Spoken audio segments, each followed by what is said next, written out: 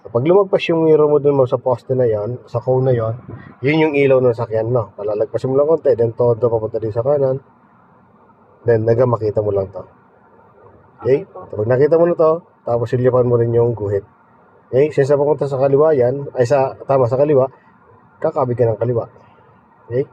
So, pwedeng gawin mo dyan, yung atras konti, then todo ka manibela. So, dapat manage lang natin dito. Pero dahil sa beginners ka pa, mas maganda yung step by step. Pero yung pagpunta dito, so, continuous lang.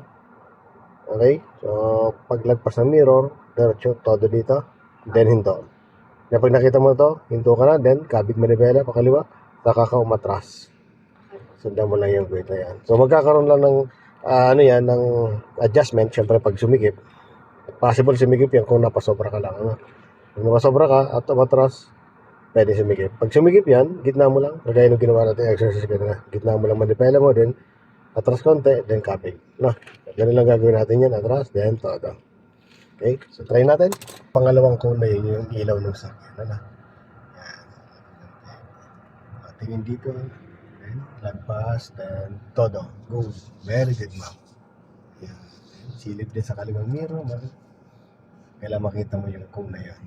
Kabilang po. Ayan na. Ayan. Okay na po. Ayan. Tagay sa reverse, ma'am. Then, kabig papunta dyan. Kasi papupunta natin yung gulong papunta dyan or yung puweta ng sakyan. Kaliwa na. Atras. Pag medyo kulang, dagdagan mo lang manibela mo. No? Pag medyo malayo yung distance ng gulong mo doon sa nguso ng sakyan. Ano? Tapos, pag pumasok na dyan yung gulong mo sa likod at di nakasabit or di sisilip ka naman dito. Pasok na rin dito kasi isang nguso pasok na yun. Tsaka lang po. Yan, itilin natin yung pumatay katawan sa sakyan mo dito sa unahan. Pero minsan nagkakaroon pa ng debraya na magaluluwag dito. Pag ramdam mo ito, kagaya nito sa takbo na. Yan, nakita mo, parang yung may hiwalay. Tapos ramdam mo naman yung dumidikit. Yan ang time na a-adjust naman natin mananela natin. Gigit na mo po yan. Yan, gitna agad. Para hindi ka masyadong masiksik sa kabila. Yan. Lapit-lapit mo dito. Yan, kabig ka na po ulit dyan, ha? Hanggang pumantay po. Hindi na natin pumantay. Pantay na po. Atras, kanti pa. Atras pa. Kanti pa, atras. Sige. Diba? Ayan. Ayan, pantay na. Hanggang stop, no? Ayan ako. Very good na. Ganun lang, ano?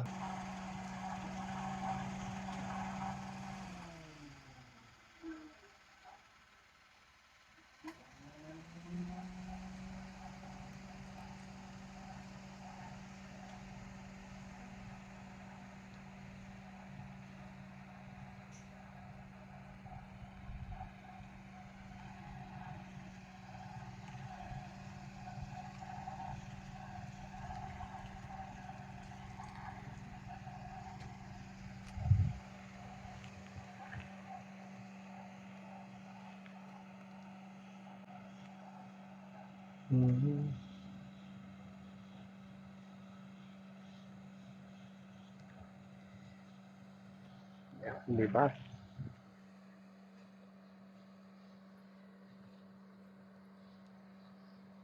Hindi na.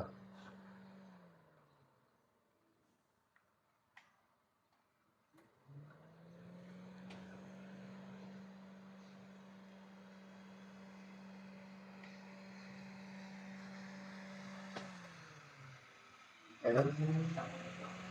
Atras.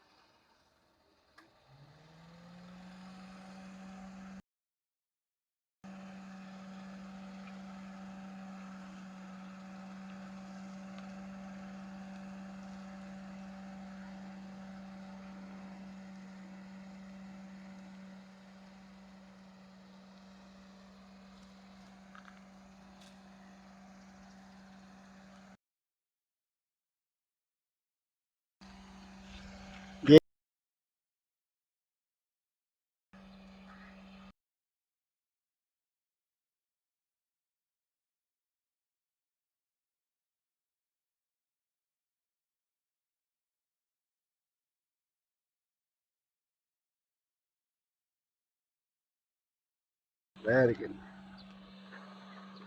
Yo. Okay.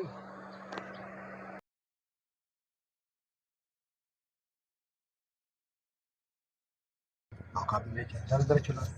Diretso lang yung takbo mo. Diretso lang yung takbo. Copy. Sabi mo yung pera dyan. Hanggang makita mo lang siya dito. Sige pa. Okay na? Ayan. Todo dito. O, sige, kumabig ka na. Basta lapitan mo lang yung bukit. Very good ba? Lapit mo pa. Kasi medyo malayo pa naman yung gulong. Okay, nasilip sa kabila. Diretso ka lang po. Pag safe naman at di na masasabit, tingin ka ulit dito. Atras lang. Tapos uliyak ka ulit dyan. Kaliwat kanan. Hanggang pumantay lang katawan sa akin sa gulong. Saka dito sa unahan. Sige lang po, atras mo. Sige po, pasok na ba siya? Sige lang. Sige lang. Ayan na. Ayan. 1, 2. Ayan, atras mo. Ganun lang, ano. So same yan ang ginawa natin kanina doon sa pagpa-practice natin.